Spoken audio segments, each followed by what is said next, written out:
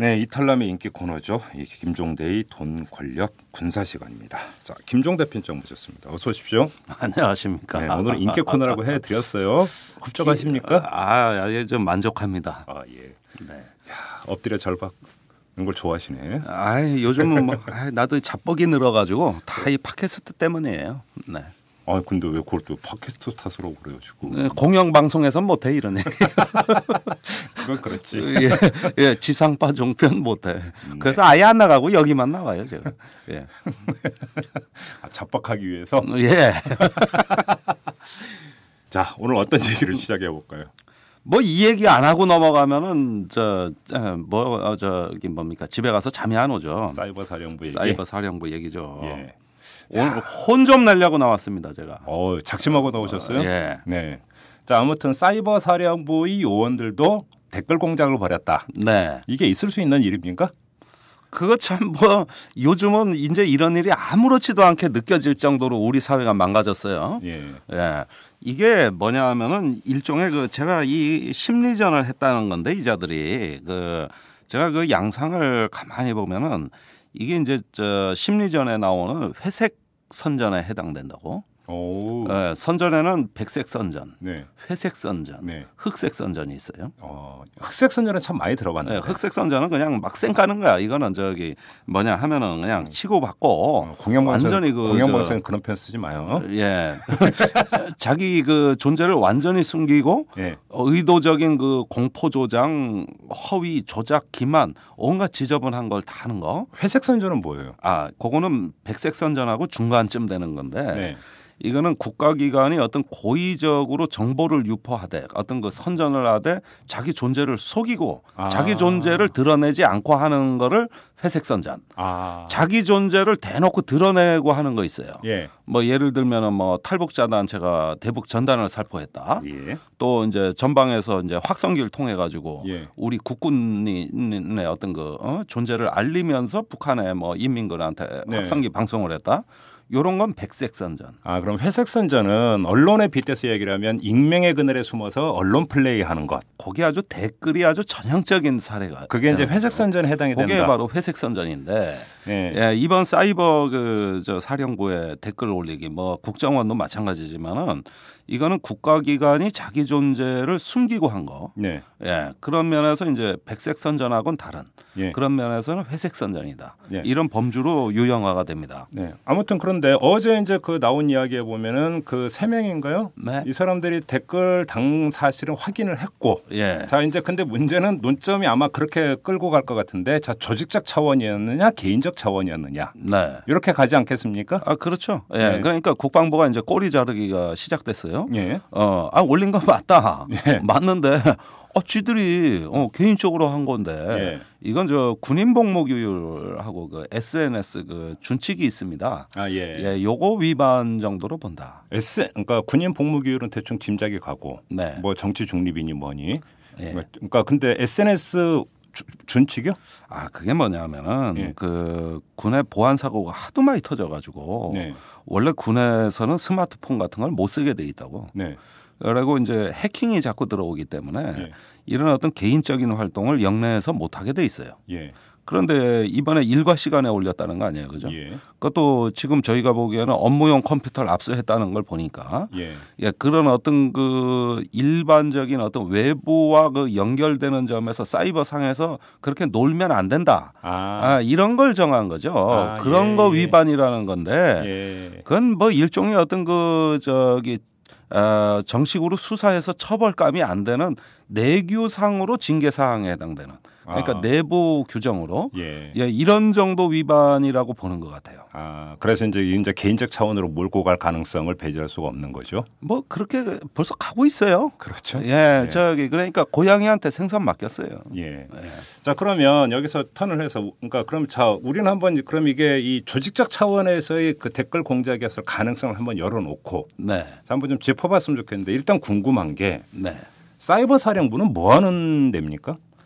이게 이제 기원을 굳이 따지자면 참여정부 때까지 거슬러 올라가요. 예. 그때 기무사가 무슨 얘기를 했냐면은 이 범국가적으로 사이버 안보 체계가 지금 안 돼 있기 때문에 굉장히 국가의 어떤 기본망 이 핵심 기반이 붕괴될 어떤 그 취약성을 갖고 있다는 얘기를 집중적으로 제기하면서 예를 들어서 해킹 공격이라든지 이런 거에 예를 들어서 해킹 같은 거, 농협 디도스 이런 것도 우리가 봤죠. 예, 그런데 그런 어떤 필요성을 제기하면서 사이버 안보 기능을 하나 만들어야 된다는 얘기를 그때부터 했어요, 사실은. 그러니까 좀 풀면 예를 들어서 북한이 네. 요즘 이제 군 장비도 디지털화가 많이 돼 있으니까 그렇죠. 해킹 공격을 하거나 이러면은 네. 이것이 완전히 무력화되니까 네. 그걸 그러니까 차단하고 방비할 수 있는 그 파트가 필요하다. 그렇죠. 뭐 이 이야기는 그러니까, 성립이 될 수 있는 얘기죠. 아니 그거는 사실은 맞는 얘기죠. 네. 왜냐하면은 우리가 그 2005년도인가요? 그 2006년까지 이어지는데 헤즈볼라가 이스라엘군을 괴멸시킬 때 예.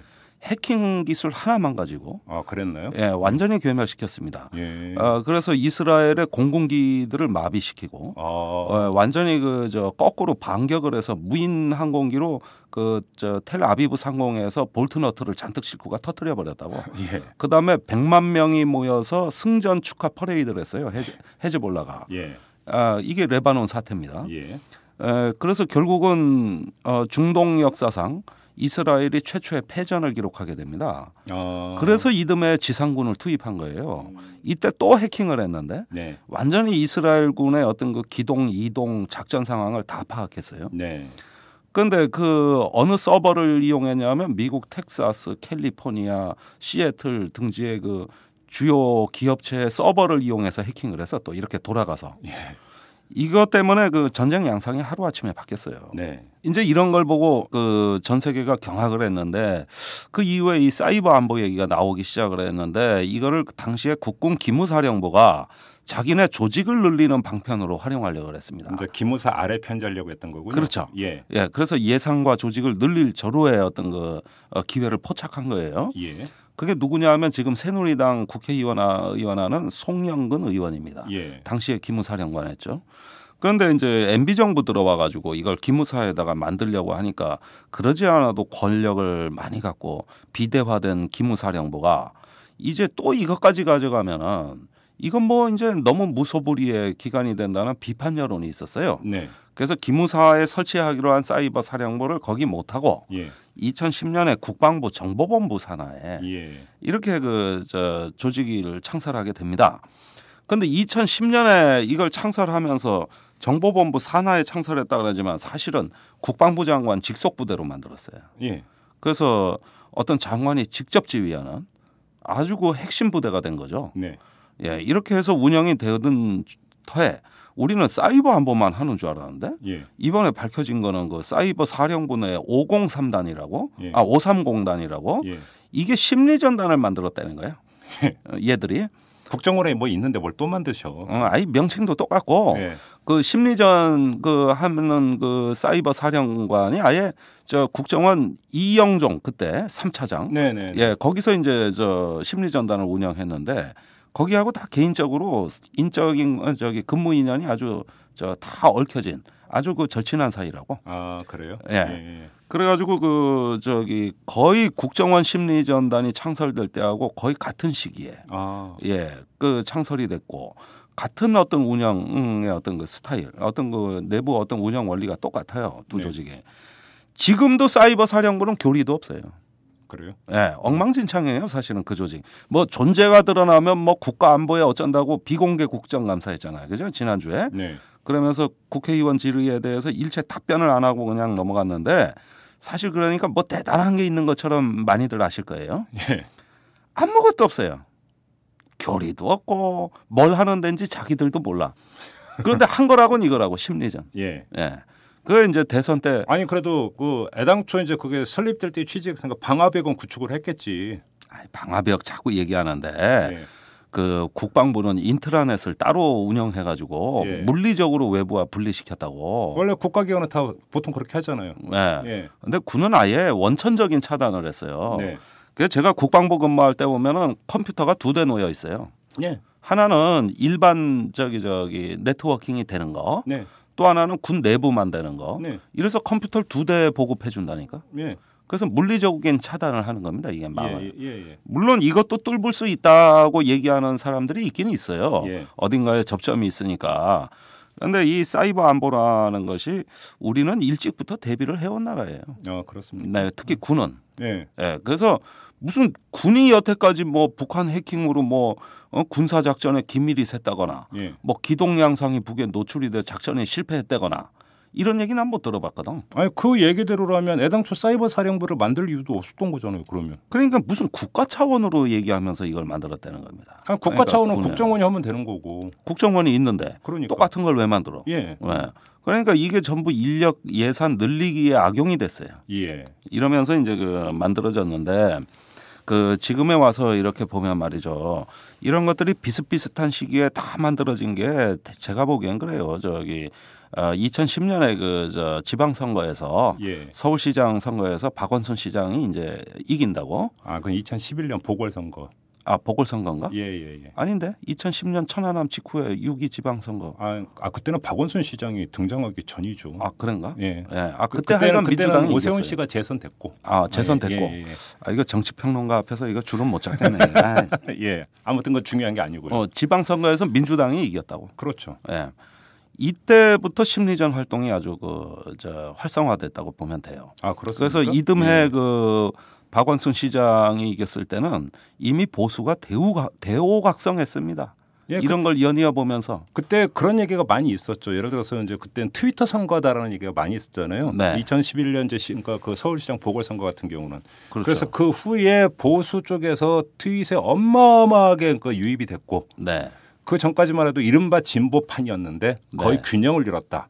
업계에 있는 사람들이 그런 얘기를 많이 하대요. 그렇죠. 예. 이때가 무슨 때냐면은 전 기관장 SNS 그 페이스북을 매달 몇 건 이상 올리는가 평가까지 했어요. 진짜요? 예. 그러면 그 밑에 좋아요 누르는 거 있다고. 예. 기관장이 올리면 부기관장이 좋아요. 그 밑에 본부장이 좋아요. 그래가지고 좋아요 누른 것만 보면 그 기관의 직급 서열이 다 나와.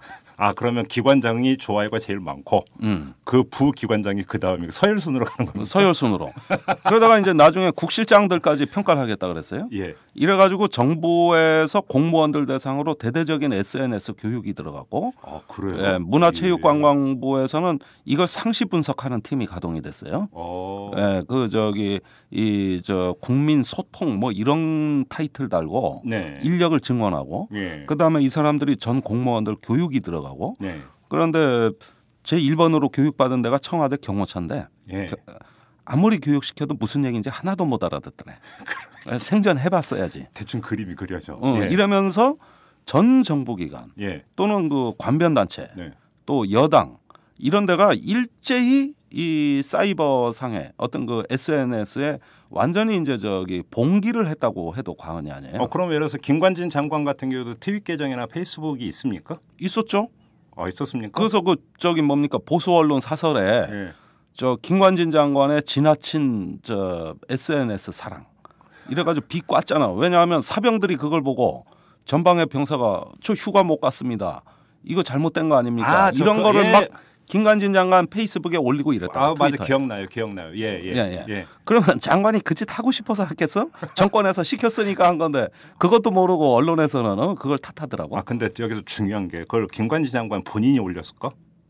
아니 그러니까 밑에 보좌관이 올렸다 하더라도 장관이 올린 걸로 되는 거죠. 물론 그렇기는 하지만. 그 장관한테 매일매일 보고가 되고. 예. 그 국방장관이 나라 지킬 시간에 이거 트위터 페이스북 만지느라고 이거 평가한다니까 기관장을. 제가 그 촛불 시위 직후에 그때 뭐 예를 들어서 이제 그 신문 모니터하고 이런 것은 뭐 옛날부터 있었지만 인터넷 모니터를 시작했다는 얘기는 들었었거든요. 촛불 시위 이후에. 그런데 이제 그러면 6.2 지방선거 이후에는 SNS 대책이 이제 본격적으로 가동이 된 겁니까? 그러면? 이거 안 되면은 앞으로 망한다고 봤어요. 그러니까 거의 이건 정권 차원을 넘어 범보수 진영 차원에서 이제는 이 SNS 상에서 주도권을 잡아야 된다는 이런 대오각성과 결의. 그 다음부터 이 사람들이 달라진 건 뭐냐면은 항상 그 관리 불가능하다고 봤었어요. 그때까지는 온라인 SNS 이런 거를. 그런데 이제 이렇게 생각이 바뀌고 나가지고 지금에 이르기까지 어떤 이 사람들이 이제는 그건 진보 야당 이제는 관리 가능하다는 이런 자신감으로 바뀌었어요. 이 사람들이. 예. 거기에는 어떤 그 지난 2, 3년간에 걸쳐서 매우 조직적이고 어떤 대대적인 자원 투입 이런 것들이 있어가지고 이것이 이제 자기네 어떤 그 기득권 구조를 보호하는 장치로 바꿨다는. 그러면서 촛불 시위건 무슨 뭐 인터넷이건 간에 이제는 관리 가능하다는 이런 어떤 그 자각까지도 이제는 생긴 겁니다. 이게. 자, 그러면 사이버 사령부 산하의 심리 전단도 그때 만들어진 겁니까? 그렇습니다. 2010년입니다. 예. 예. 근데 그때까지만 해도 그 대단히 왜소한 규모였는데 네. 이것이 이제 대선이 있던 작년에 예. 이제 인력이 대대적으로 증원이 되고 85명의 군무원을 새로 뽑았으니까 예.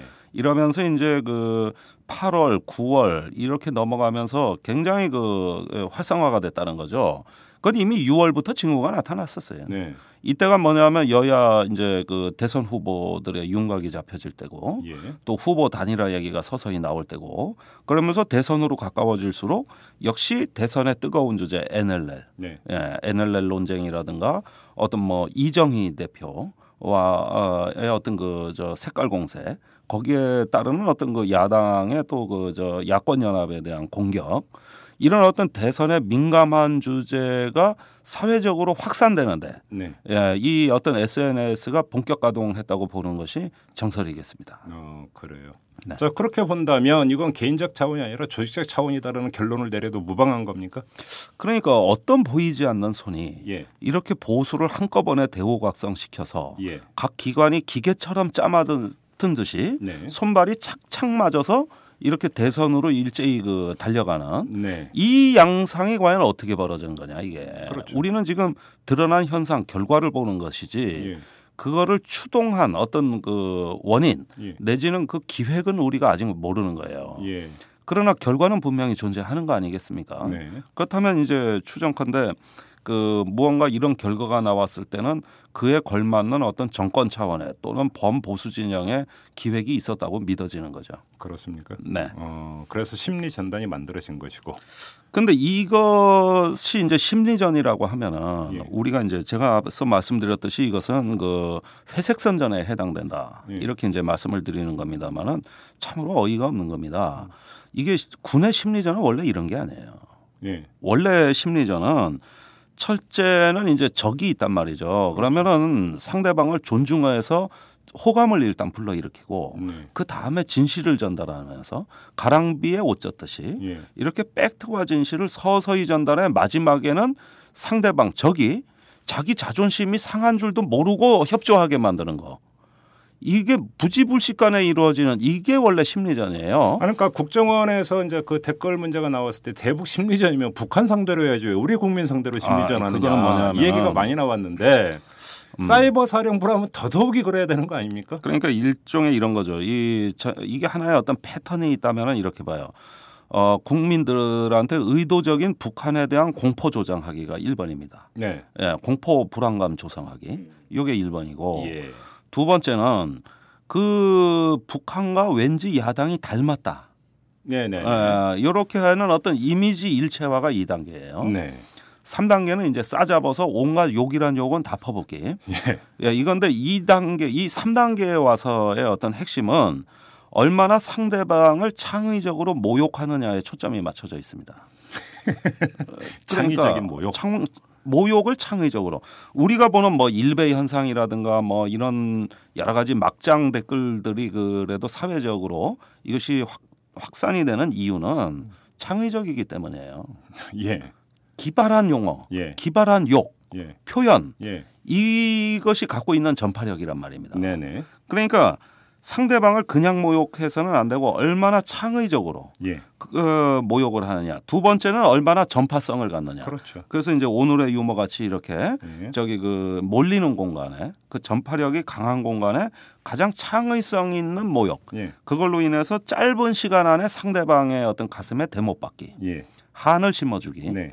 예, 이런 건데 이것은 우리가 제가 아까 말씀드렸던 군의 원래 심리전 적의 호감을 사라는 거하고는 점점 반대 방향으로 가는 건데 그렇죠. 예, 이거는 그 심리전의 변종이라고 할 수 있는 사보타주에 해당됩니다. 네. 사보타지 그러니까 폭동 일으키기. 예. 그러니까 상대방을 모욕해서 그 흥분하게 만들어 가지고 어떤 그 심리적 폭동을 일으킬 수 있는 단계로 유도하는 일종의 어떤 심리적 사보타주라고 할 수 있어요. 예, 이런 경우가 이제 그 히틀러 시대에 폴란드 침공을 앞두고 이제 괴벨스가 했던 어떤 맹목적 공포 조장과 그것이 이제 하나의 어떤 그 집단적 증오로 연결이 될 수 있는 이거는 어떤 심리적 폭동을 유도한 거거든요. 네. 그때 이제 국가 권력이 개입해 가지고 어떤 전쟁으로 끌고 가는 겁니다. 네. 그러니까 독일 같은 경우는 1959년부터 1990년 독일 통일할 때까지 약 30년간 심리전을 했는데 동독의 전단을 살포할 때 단 한 차례도 동독 체제를 비난한 적이 없습니다. 아, 그렇습니까? 네. 동독의 지도자를 욕한 적이 없습니다. 그럼 뭘 했냐? 예. 서독의 텔레비전 중고차 가격, 생필품 가격. 예. 그래서 그러면서 너는 못 갖고 있는 게 서독엔 있는데 네. 계속 이것이 동독 주민들한테도 혜택이 돌아갔으면 좋겠다. 이러면서 어떤 그 진실과 팩트를 전달하되 절대 상대방의 자존심을 안 상하게 해야 돼. 그게 또. 그러니까 이른바 이제 다른 체제에 대한 동경 심리를 유발을 해서 자기가 속해 있는 체제에 대한 불만을 점증시키는 이런 거죠. 아니 그러니까 그렇다 하더라도 그 체제를 욕을 하면 반감을 갖는다. 그렇죠. 그래서 이런 부분들이 아주 체계적이고 말 그대로 심리적으로 이루어져요. 네. 그럼으로써 동독에 있는 군이나 경찰이나 관리들이 그 사람들 자존심을 상하게 하지 또 않으면서 우리가 못 해낸 걸 서독은 어떻게 했을까를 궁금증을 유발시키는 거예요. 이게 서독이 통일을 이룬 원동력이라고 보여집니다. 저는. 그런데 우리 심리전은 뭐냐 하면은 이제 북한 체제, 권력, 존엄 이런 거 일단은 그냥 사그리 이미지를 갖다가 그냥 완전히 악마화하는 이런 것에 일단 초점이 맞춰져 있어요. 그럼으로써 이제 하나의 어떤 그 북한에서도 나름대로 자기네가 사는 체제가 완전히 니들은 완전히 악마의 소굴에 사는 거야. 이걸 이제 주입하는 건데 그에 또 못지않은 역풍 반발을 불러일으키는 방식이고 그 다음에 여기에 야당을 일체화함으로써 이제는 국내에서 의도적인 공포 조장하기가 이제는 어떤 심리적인 어떤 그 내전 상황으로 이렇게 해가지고 결국은 폭동 일으키기의 어떤 그 양상으로 끌고 가는 이건 심리 중에 하책인 변종이라고 할 수 있는 사보타주라고 하는 겁니다. 이거. 자, 아무튼 지금 한번 살펴봤는데 이제 문제는 그 사이버 사령부의 댓글 공작에 대한 수사의 주체가 군 수사당국 아닙니까? 그렇죠. 헌병 아니면 검찰이 맡을 것 같아요. 군 검찰. 제대로 수사하겠습니까? 지금 국정원 저것도 민간 검찰하고 국정원하고 저 난리인데 이게 군에도 물론 생각이 똑바로 바뀐 법무관들이 있겠죠. 우리가 과거에도 뭐 많이 봤는데 이번에 과연 그와 같이 할 수 있느냐? 저는 상당히 회의적으로 봅니다. 이건 고양이한테 생선 맡기는 거예요. 저렇게 해서는 안 되죠. 저거는 빨리 그 민주당이 검찰에 고발하거나 특검 법안을 내 가지고 외부에서 치고 들어가야지. 그것이 아니라면은 뭡니까 그 보안을 생명으로 하는 사이버 사령부가 뭘 검열하러 오겠다 그러는데 뭐 그 문전박대 해버리면 그거 어떡할 거예요. 그다음에 다 입 짜맞추면 어떡할 거예요. 마침 지난주에 사이버 사령부에 대한 국정감사가 비공개로 열린 화요일 날 그날 밤에 국방부가 자정 넘어까지 대책회의를 했어요. 무슨 대책회의 했겠습니까? 그러게요. 꼬리 자르기, 은폐하기 또는 말 맞추기 이거고 지금 증인들 다 빼돌렸어요. 그렇습니까? 해외로 출국시키고. 그러니까 사실은 민주당이 4개월을 준비해서 터뜨린 거라 그러는데 그 전에 보안이 샜다고. 그렇죠. 사실 민주당이 이번에 팀플레이를 잘한 것 같아 일견 칭찬을 해줘야 되겠지만 말로 홈런 친 것 같지만 그렇지도 않아 따지고 보면. 그렇습니까? 파울 홈런이었습니까 그러면? 아니 그러니까 아주 애매하게 됐는데 어떻게 홈런 칠 걸 또 예측을 하고 있었다고. 그래서 증인도 빼돌리고 이미 말 맞추긴 시작됐어요. 이미 터트리기 전에 그럼 빼돌린 겁니까? 그렇죠. 그러니까 물론 민주당은 추가적인 또 공개 안 한 팩트가 지금 있다고 해요. 그러니까 민주당하고 국방부 간의 심리전이 벌어진 거예요 지금. 참 이게 웃을 일이 아닌데 아무튼 자 그러면 군 수사당국은 제대로 수사를 안 할 것이라고 전망을 하셨습니다. 그러면 내려지는 결론은 그 사람들의 개인적인 일탈 행위였다. 이런 식으로 결론 내려지고 끝인 겁니까? 그런데 말이죠. 이런 짓 못하도록 국방부가 엄청 교육을 시켰다고. 이건 뭐 비단 사이버 요원뿐만이 아니에요. 그러니까 이게 처음 불거졌을 때 국방부에서 계속한 건 그 저기 문건까지 보여주면서 절대로 개입하면 안 된다라고 몇 번을 내려보냈다. 네. 이걸 그렇게 강조했잖아요. 국방부. 그렇지. 근데 군무원들이 네. 지들이 뭐 장관 지시도 위반하고 네. 내 멋대로 산다? 예. 네. 이런 식의 어떤 군무원이라는 거는 상식적으로 있을 수도 없는 일이지만 예. 그래 개인적인 행위라고 치자고. 예. 그러면 중이 절에서 중이면 밖에 나와서도 중이지. 절 밖에 나가면 나 중 아니라고 고스톱 치고 포카 쳐도 되나? 양주 먹어도 되나? 스님들 화내요. 비유로 그렇게. 그런 일이 있었어요. 물론 있긴 있었어요. 전라북도에서. 예. 그래가지고 뭐 불교계가 발칵 뒤집혔잖아요, 그죠? 예, 알고 있습니다. 예, 동영상까지 찍혀가지고. 예. 그게 그랬나 몰라. 그러면 그건 중의 개인적 행위다. 예. 절에서는 안 했지 않느냐. 예. 이렇게 얘기하는 거하고 똑같은 얘기입니다, 이게. 네. 그러니까 저기 뭡니까 공직자는 일과 시간에 자기 업무 한 다음에 개인적으로 가서 한 거다. 네. 그러면 공직자가 아닙니까? 그것도 뭐 그거 개인적인 행위면은. 네.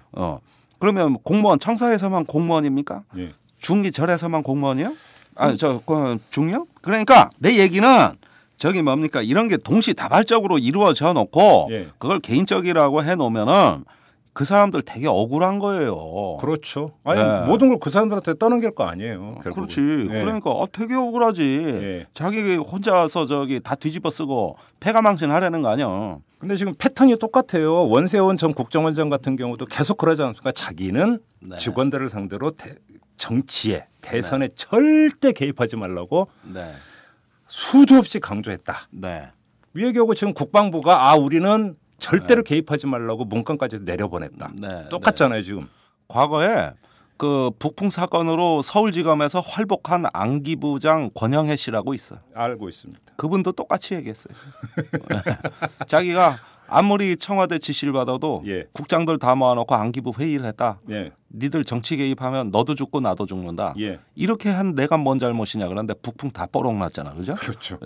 아니 그러니까 이 지도자의 거짓말, 리더의 거짓말이라는 거는 어떻게 보면 그 자체가 자연스러운 현상인 것 같아. 특히 이런 식의 정치 개입하는 놈들 이런 거 보면은 아니 뭐 그럼 안 그러면 이상한 거지. 오히려 그렇게 더 해야. 그리고 저기 다들 깨끗이 사는데 한 놈이 뻘건 완장차고 와가지고 깨끗이 살자고 악 벅벅 쓰는 놈 보면은 항상 비리는 그런 놈들이 저지르더라고. 내가 뒤에 가서 보면 다 열심히 사는데 지 혼자가 그냥. 이번 비유는 아주 적절했어요.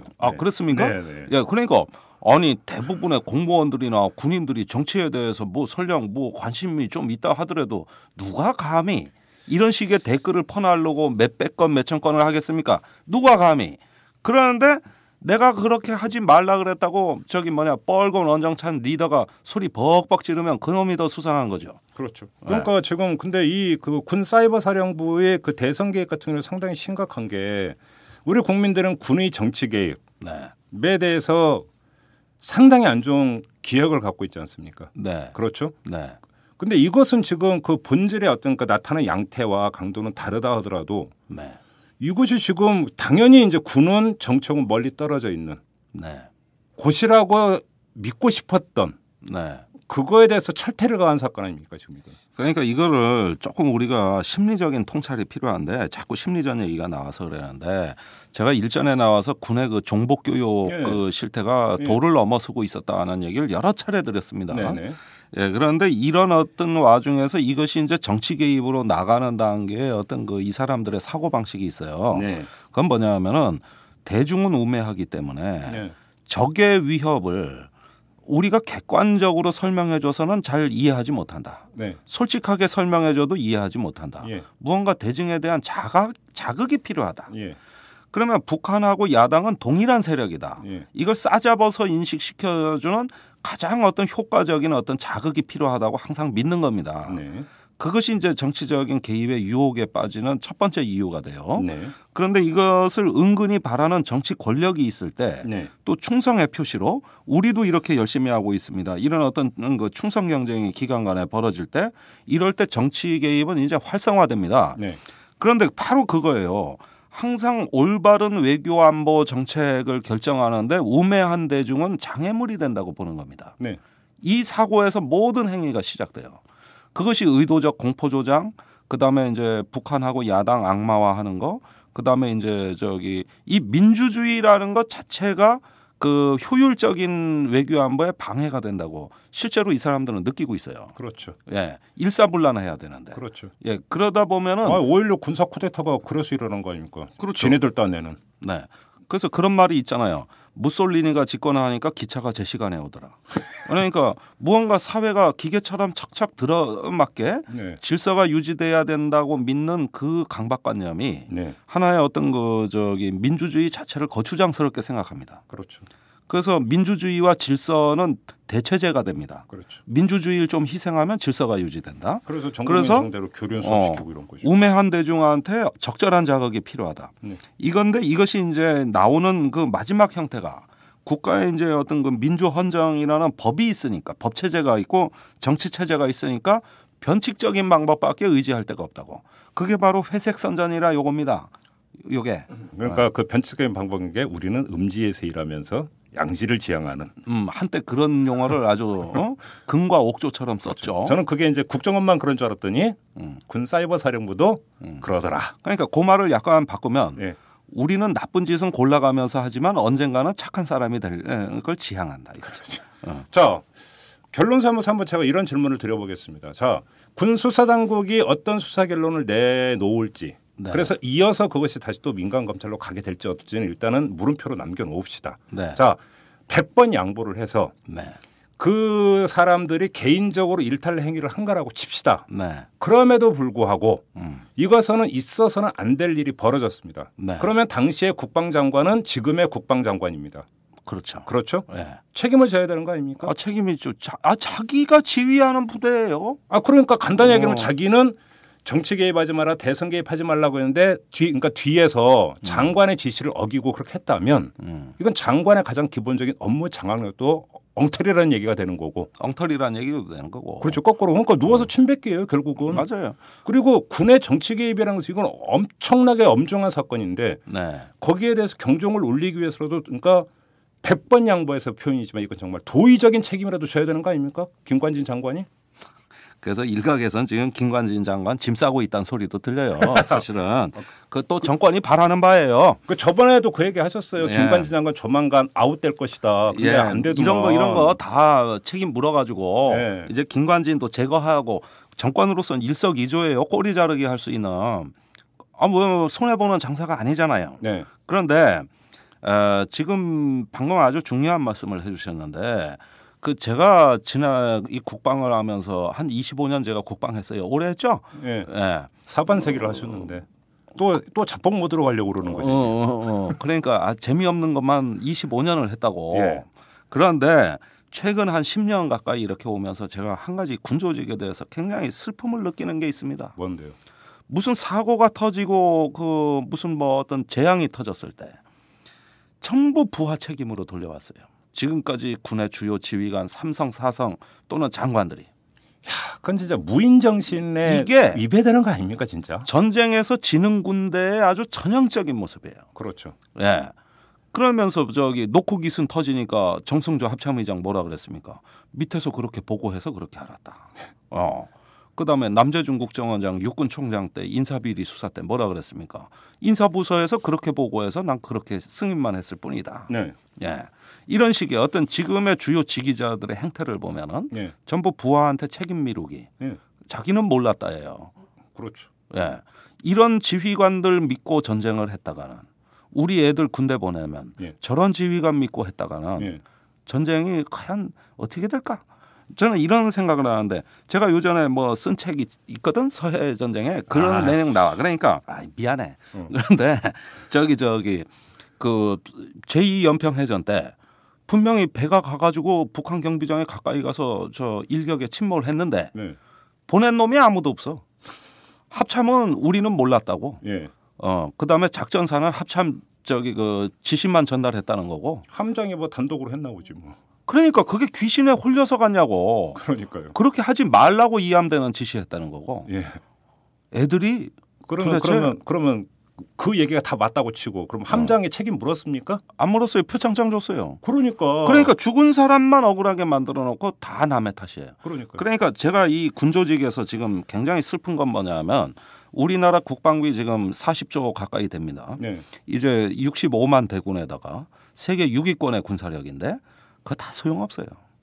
저기 조금만 위험해지면은 부하한테 책임 미루고 집 빠져나갈 꿍리만 하는 지휘관들이 질비한 정치 군인들이 한국 군대에 아주 만연돼 있기 때문에 네.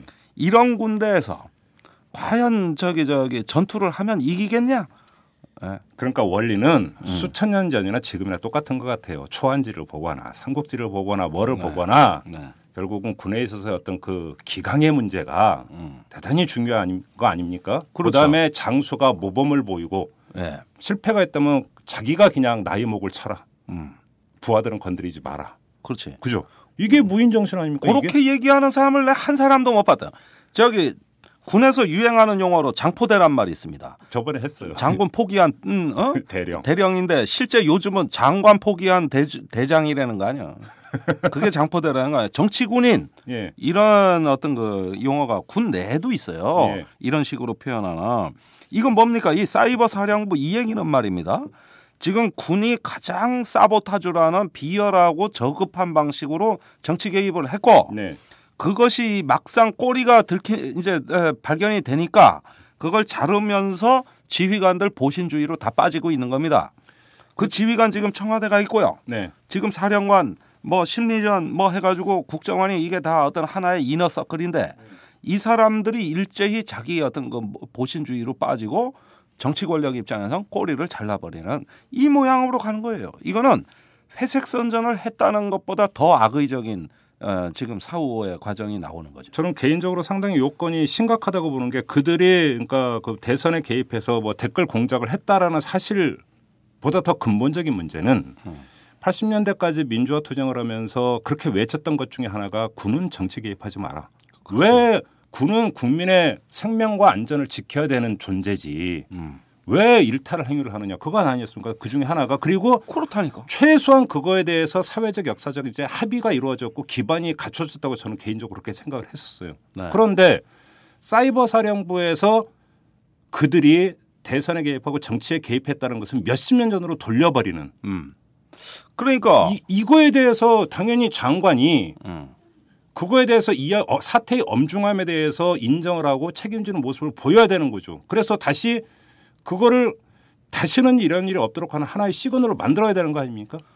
그러니까 구구절절이 옳은 말씀인데 우리가 국민의 생명과 재산을 지키라고 먹이고 입히고 무기 사주고 장비 사주니까 그걸 가지고 국민을 상대로 뻘짓거리를 했다 이 얘기입니다. 거꾸로. 그렇죠. 이런 배신 행위가 어디 있습니까? 그렇게 정치에 오염되고 정치 논리에 썩어가는 군대는 절대 안보를 제대로 할 수 없습니다. 그거는 우리 역사의 경험이고 교훈이에요. 국민의 군대로 되돌아오셔야 돼요. 이제 보수 우익의 군대, 정권의 군대로 자꾸 이런 식으로 되면 그 자체가 국민에 대한 배신이고 도발 행위고 하나의 폭동입니다, 이거. 그렇죠. 그러니까 옛말에 그 조그만 구멍 하나가 제방을 무너뜨린다고 이런 것이 별일 아닌 것처럼 이렇게 치부되고 넘어가 버리면 또다시 과거의 악령이 되살아날 수도 있다라는 거죠. 되살아나죠. 그렇죠. 상당히 심각한 문제입니다. 국정원도 마찬가지죠. 사실. 마찬가지죠. 그런 점에서. 알겠습니다. 자, 오늘 여기까지 하죠. 흥분해서 미안합니다. 아니 저도 그랬는데 좀 톤이 오늘 높았어요. 서로. 알겠습니다. 수고하셨습니다. 여러분은 지금 10만인 클럽 회원 김승현이 후원하는 김종배의 이슈 털어주는 남자를 듣고 계십니다. 정치에게도 영혼이 있다면 국민의 편에 서는 것을 두려워하지 않는 용기와 어떤 압력에도 흔들리지 않을 강인함, 생각이 다른 자를 감싸 안는 따뜻함을 가졌을 것입니다. 단언컨대 정치의 즐거움은 완벽한 시대의 우울증 치료제입니다. 오연호가 묻고 박원순이 답하다. 정치의 즐거움. 오마이북.